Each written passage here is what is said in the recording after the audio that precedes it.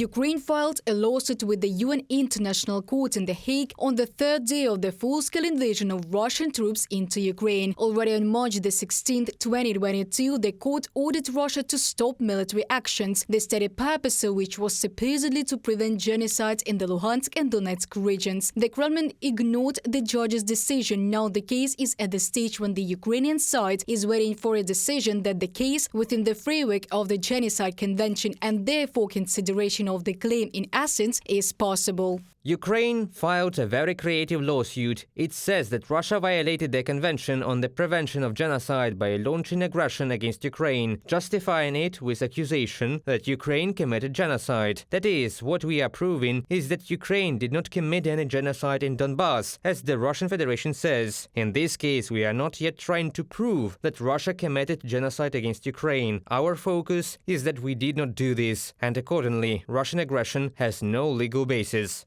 Although the decisions of the UN Court are rather symbolic in nature, they do not have any enforcement force. Kyiv will be able to use the positive decision in practice, experts are sure. The International Court of Justice is the highest judicial body in the world. Therefore, a victory in court will increase Kyiv's chances of receiving reparations. In addition, the one case will strengthen Kyiv's position in the negotiation processes. The point justice is one of the components of Volodymyr Zelensky's peace formula, and when we talk about justice, we talk about reparations, about compensation for damage, and we also talk about punishing the perpetrators. And the highest form of punishment will be the creation of an international tribunal for the crime of aggression, and this tribunal should judge the members of the Security Council of the Russian Federation who decided to start the war. This is not the first lawsuit by Ukraine against Russia in international court. In June 2023, the consideration of Kyiv's claim against Moscow for financing terrorism in the Donbass and discrimination against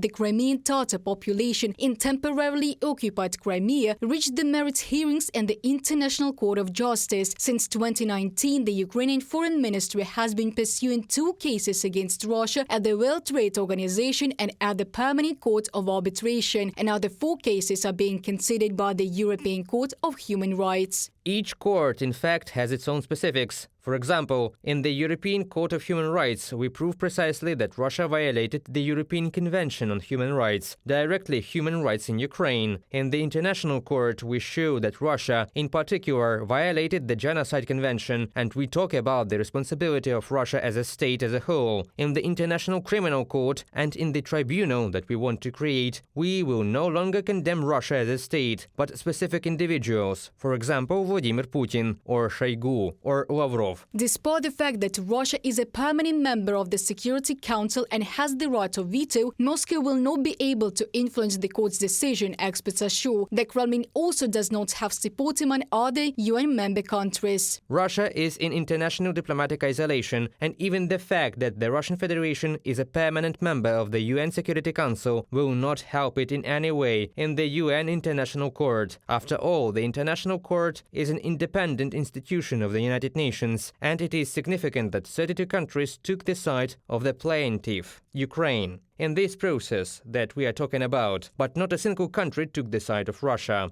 In addition, Ukraine continues to work on the creation of an international tribunal where the highest military political leadership of Russia, those who are guilty of the unleashed war, will be in the dock. The first steps have already been taken. In July, the International Center for the Prosecution of the Crime of Aggression against Ukraine began work in The Hague. The discussion about the format of the future tribunal between Kyiv and international partners continues. Reported by Diana Kolesnik, Larisa Zubenko, UATV News.